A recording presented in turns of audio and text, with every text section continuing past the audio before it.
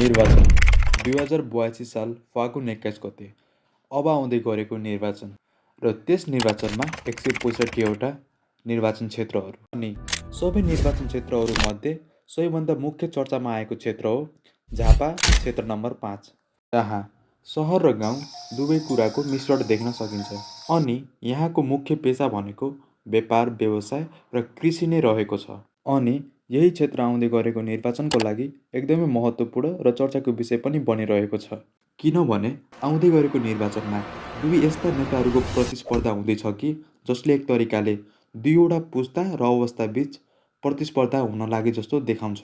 अर्थात् एक नेता हुन् खड्ग प्रसाद ओली वा भनौँ केपी ओली, जसको झापा क्षेत्र नम्बर 5 लालकिल्ला भनेरै चिनिन्छ। अनि अर्को नेता हुन् बालेन्द्र शाह अर्थात् बालेन शाह, जो छोटै राजनीतिको समयमा पनि एउटा विश्वास र आशाको किरण जस्तै देखिएका पात्र हुन् बालेन शाह। तर प्रश्न यो हो कि अब आउँदै गरेको निर्वाचनमा जित कसको हुन सक्छ, अथवा भनौँ बाजी कसले मार्न सक्छ। ओके, सुरुमा कुरा गरौँ नेकपा एमालेका अध्यक्ष केपी शर्मा ओलीको, जो चाहिँ नेपालमा हालसम्म 4 चोटि प्रधानमन्त्री पनि बनिसकेका छन्। अनि उनको राजनीतिको सुरुवात पनि झापाबाटै सुरु भएको हो। अनि उनले झापामा र झापाको क्षेत्र नम्बर 5मा केही हदसम्म विकास पनि गरेका छन्। तर उनको झुटो भाषण, गफ, बाचाहरू र राजनीतिक अस्थिरता देखेर सारा नेपाली जनताहरू पनि वाक्क दिक्क भइसकेका छन्। ल अब लागौँ झापा क्षेत्र नम्बर 5को 2079 सालको निर्वाचनको तथ्याङ्कहरूमा। ओके, 2079 सालको निर्वाचनको कुरा गर्ने हो भने उनले झापा क्षेत्र नम्बर 5देखि विजय भएका थिए।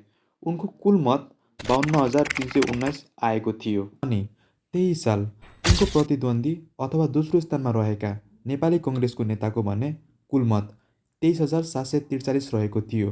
भनेपछि केपी ओलीको कुल मत उनको प्रतिद्वन्दीको भन्दा डबल रहेको थियो, अर्थात् भनौँ डबलभन्दा पनि धेरै रहेको थियो। तर इन्ट्रेस्टिङ र रमाइलो त तब लाग्यो जब सबै झापा क्षेत्र नम्बर 5को उम्मेदवारहरूको कुल मत मिलाउँदा पनि केपी ओलीकै मत धेरै नै रहेको थियो।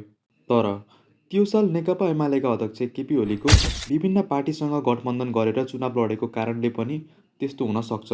तर त्यो साल मात्र होइन, 2074 सालको निर्वाचनमा पनि उनले 57,139 मत लिएर झापा क्षेत्र नम्बर 5बाटै विजय भएका थिए। अनि तिनकै प्रतिद्वन्दी वा दोस्रो स्थानमा रहेको नेपाली कङ्ग्रेसको नेताको 28,257 मत ल्याएका थिए। अनि त्यो साल पनि केपी शर्मा ओलीको कुल मत उनको प्रतिद्वन्दीको भन्दा दोबर नै रहेको थियो। त्यसैले झापा क्षेत्र नम्बर 5मा केपी शर्मा ओलीको राम्रै पकड रहेको छ भन्न सकिन्छ। तर इतिहासदेखिको तिनको झुटो गफ, भाषण र भदौ 23 र 24 गतेको जेनजी आन्दोलनपछि उनको इमेज र प्रेस्टिज एकदमै डाउन पनि रहेको छ र त्यो पनि ध्रुव सत्य नै हो। त्यसैले आउँदै गरेको निर्वाचनमा पनि परिवर्तनको मागहरू देशभरि व्यापक रूपमा चलिरहेकै छन्।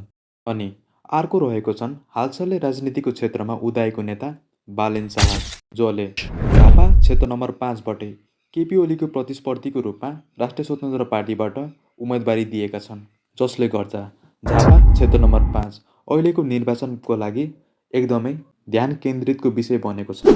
अनि बालेन शाह, जुन अहिलेको युथ र जेनजी जेनेरेसनको समूहबीच एकदमै लोकप्रिय व्यक्तित्वको रूपमा चिनेको पनि छन्। अनि उनले राजनीतिमा प्रवेश गर्नभन्दा अगाडि अथवा भनौँ काठमाडौँको मेयर बन्नभन्दा अगाडि पनि एउटा सफल ऱ्यापर, म्युजिसियन अनि इन्जिनियरको रूपमा पनि एउटा राम्रो व्यक्तित्वले चिनिएको व्यक्ति हुन्। अनि उनले 2079को निर्वाचनमा काठमाडौँको मेयरको लागि स्वतन्त्र उम्मेदवारिता दिएर पनि उनको प्रतिस्पर्धीमा रहेका दुईटा ठुला दलका नेताहरूलाई राम्रै बहुमतले हराएका पनि हुन्। तर भदौ 23 र 24 गतिको जेनजी आन्दोलनपछि भएको घटनाहरू पश्चात बालेन शाहमाथि पनि विभिन्न प्रश्नहरू र आरोपहरू लगाउने गरिएको छ। त्यसैले अब आउँदै गरेको निर्वाचनमा मुख्य दुई पार्टीका नेताहरूबीच एकदमै घमासान र टफ कम्पिटिसन हुने देखिएको छ। अनि आगामी दिनको निर्वाचनमा झापा क्षेत्र नम्बर 5बाट बालेनलाई जित्न पनि त्यति सजिलो भने हुने छैन। तर समय, परिस्थिति र अवस्थालाई मध्यनजर गर्ने हो भने यो कुरा असम्भव पनि देखिँदैन। त्यसैले अबको आगामी दिनको निर्वाचन भनेको त्यही पुरानो इतिहासलाई परम्परागत रूपमा अगाडि बढाउने वा नयाँ सोच, विचार र अनुहारमाथि भरोसा र जवाबदेहिता खोज्दै अगाडि बढ्ने भन्ने मात्र विकल्प देखिन्छ। तर यसपालि मेरो विचारमा मत मात्र नभई जनता र आम नागरिकको सोच र दृष्टिकोण परिवर्तन हुन एकदमै जरुरी छ। किनभने हरेक विषय, समस्या र अपराधहरू नेताहरूको टाउकोमा मात्रै खनाएर काम छैन। किनभने कुनै पनि देश वा राज्यको प्रतिनिधि भनेको जनताको स्वरूप, आचरण र अनि तिनीहरूकै व्यवहारको एउटा परिणाम हो। त्यसैले अबका आगामी दिनको निर्वाचनमा झापा क्षेत्र नम्बर 5बाट कसले कति बहुमत ल्याएर जित्छ त्यो त अहिले त भन्न मिल्दैन। अब त्यो कुरा त्यही झापा क्षेत्र नम्बर 5का वासीहरूमा र अब आउने निर्वाचनमा थाहा पाउने र निर्णय हुने कुरा हो। त्यसैले आजको लागि यति नै। यो भिडियो हेरेर तपाईँलाई कस्तो लाग्यो? तपाईँको प्रतिक्रियाहरू तल कमेन्ट बक्समा दिन सक्नुहुन्छ। अब अपकमिङ डेजको नयाँ भिडियोमा भेटौँला, नयाँ टपिकको साथमा।